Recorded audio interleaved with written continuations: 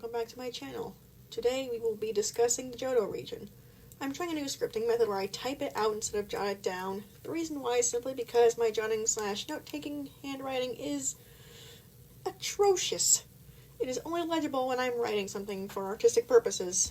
As per usual, I will be going over 7 topics to ensure I don't go all ADHD and talk about Celebi 1 minute and the entire history of the world the next. Inspiration, culture, international, locations, evil team, legendaries, and mythicals. With that out of the way, let's start on the first section of the video. Inspiration. In Generation 2, Johto was going to be basically the literal rest of Japan, because while they didn't plan on having, Generation 3 and onward, they didn't plan on all of that. They thought Johto would be the last on installation, so they basically decided to just make the rest of the world just Japan. But it's basically the main island. I forgot the name, but it's the real life Kanto and Kansai are on. The same generally applies to Rewritten, but has more emphasis on Japan's Kansai region, as the two regions, like in real life, are right next to each other. How I imagine Japan Rewritten is that the main island is made up of Kanto and Johto, while the southernmost islands are Hoenn, and the northernmost areas are Sinnoh. 4 main regions on 1 archipelago off the coast of China equivalent that I have not named yet. Let's move on to today's drawing with the next topic, culture. Johto is very similar to Kanto in the sense that it is very solar punk, but it has a very distinct look from Kanto, in a way. Think of it as traditional Japanese, I almost combined Chinese and Japanese.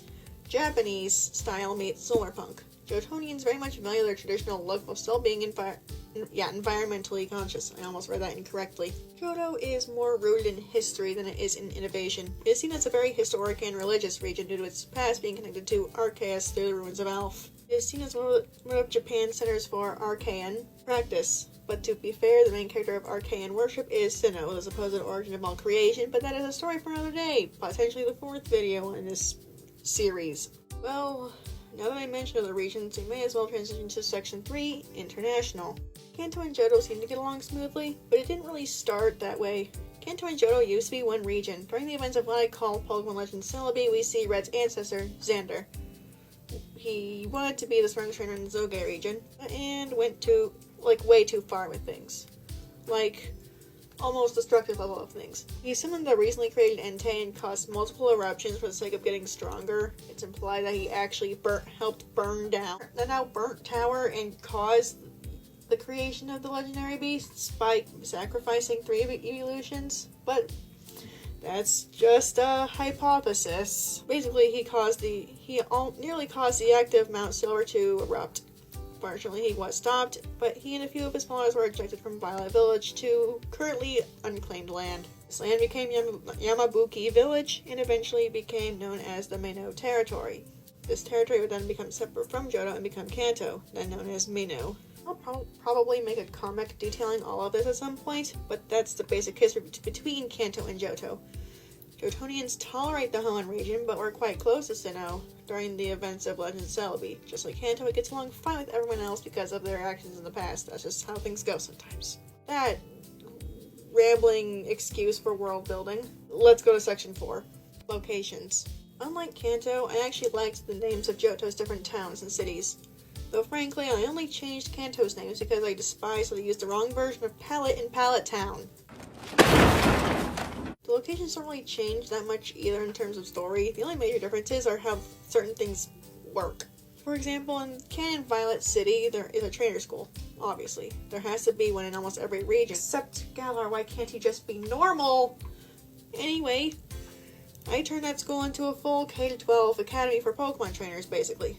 One that Ethan and Red had recently or are about to graduate from. More of that in their own video. Another change is to the Pokeathlon. The games are more akin to what you'd find in an actual triathlon or biathlon. And there's even an event that held every 4 years that's basically the Olympics for Pokemon. Also, stadiums are no longer just in a national park. Stadiums, called amphitheaters because that is correct, are now located in each major city around the world. One last change is that Johto is currently a large producer of artisan Pokeballs and hand-picked apricorns, which are cheaper and favored by more environmentally friendly individuals. People in other countries sometimes even import these Pokeballs because artisan Pokeballs are so difficult to find outside of Japan without making them yourself. And if you wonder what an artisan Pokemon looks like? If you've played Legends Arceus, you already know what it looks like. The evil team.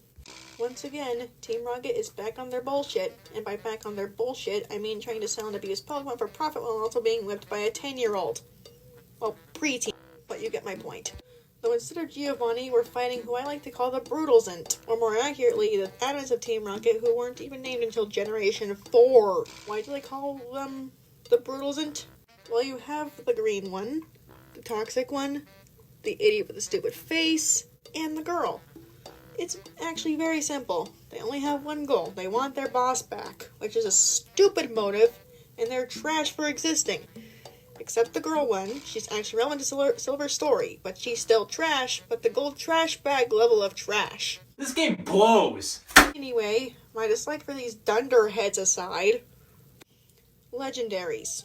The legendary beasts are largely unchanged, but we actually know what Pokemon died in the Burnt Tower: Vaporeon, Jolteon, and Flareon.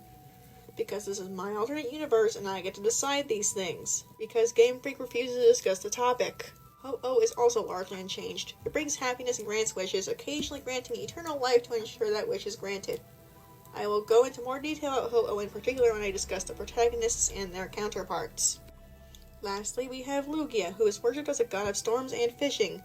Legends about Lugia are actually originally from my fan-made region, the Olive region, based on Greece, and its water starter, a quest storm. It is also possible that the two legends are just coincidentally similar, but we do not talk about the Minotauros legend. We do not talk about it. I have not fully figured it out. I'm scared to fully figure it out. Please do not ask. Mythicals. Homura is the epitome of, you do not have to be a woman to be a shrine maiden. Homura is a trans man who was chosen before he was born, despite Celebi most likely knowing about his transition. He performs the same duties that any other shrine maiden would, basically serving as the region's quote-unquote magical girl. Just like Usagi and Mew, Celebi and Homura work together alongside Ethan and other authority figures to keep Johto safe. Yes, I did in fact name each and every shrine maiden after some form of magical girl. That's just how I roll because I wanted a naming convention for the shrine maidens. I named this one Homura because of Celebi's time travel shtick. If you know, you know. And this is the finished product. Thank you for taking the time to watch this. It really means a lot. Like, sub, that mandatory YouTube stuff. I also have a Redbubble page if you're interested. It will be linked in the description below. We hope to see you next time.